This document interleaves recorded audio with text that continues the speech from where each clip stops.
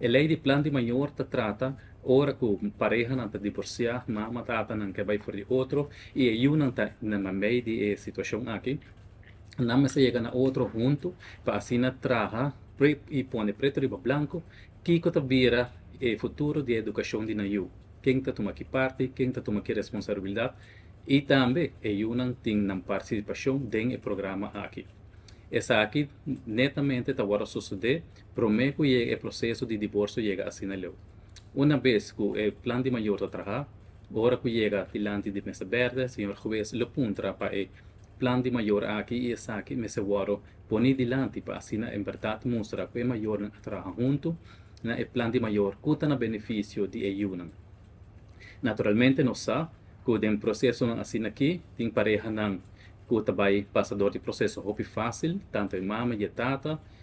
tá passador de processo que não chega num plano de maior facilmente, bota vai a situação, caminha pareja, está de acordo e não está de acordo, e poi vai tique mais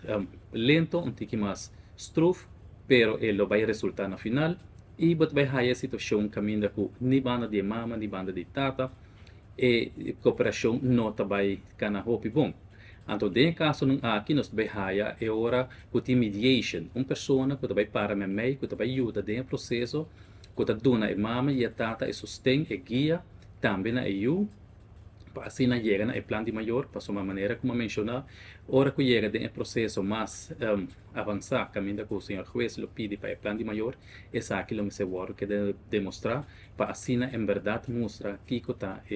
guia e educação de eu no futuro.